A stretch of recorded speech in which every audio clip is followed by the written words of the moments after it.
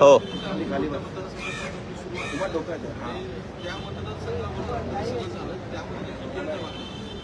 ईशान्य मुंबईच्या व्यतिरिक्त इतरत्र कुठेही अशा काही कुठल्या प्रकारच्या घटना असल्या तरी सध्या वरिष्ठांच्या वतीने आम्हाला काही पण त्याचबरोबर परत एकदा मी सांगते की ईशान्य मुंबई या ठिकाणी राष्ट्रवादी काँग्रेस पक्षाचा त्या ठिकाणी खासदार होता आणि म्हणून ही सीट आम्हाला मिळावी अशी आपण कार्यकर्त्यांची राड्यामागचं नेमकं कारण काय होतं? पण राडा होण्याचं कारण काय होतं नेमकं?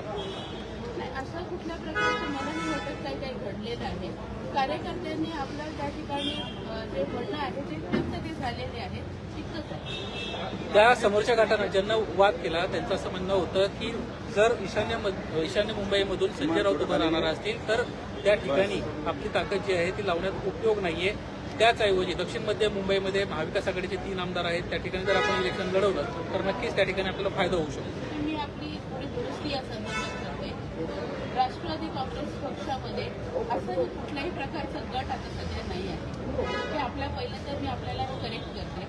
बाकी दुसरं जे आपलं म्हणणं आहे की हा मतदारसंघ नाही पण दुसरा मतदारसंघ मागायला पाहिजे तर प्रत्येक कार्यकर्त्याला तितका अधिकार माननीय पवार साहेबांनी दिलेला आहे आणि त्या अधिकाराने तो व्यक्त झालेला आहे. पण त्यामध्ये कुठल्याही प्रकारचा वाद हा कार्यकर्त्यांमध्ये आहे असं मला काही वाटतं. जिस तरीके से ईशान्य मुंबई को लेकर के जो एक विवाद चल रहा है कि उसको अलग अलग पार्टियां क्लेम कर रही है, कांग्रेस भी क्लेम कर रही है, Shiv Sena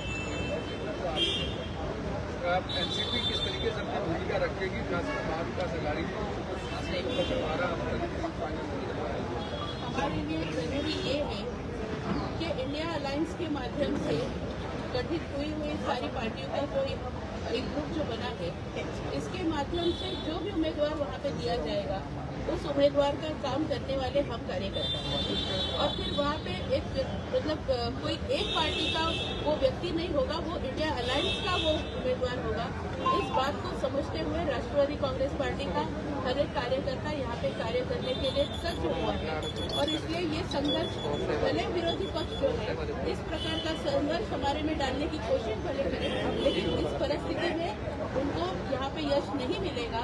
Rashtrawadi Congress party India alliance का जो उम्मीदवार रहेगा उसके पीछे स्ट्रांगली खड़े. Thank you. हम तुम्हारे साथ हैं. आगे बढ़ो. हम तुम्हारे साथ हैं.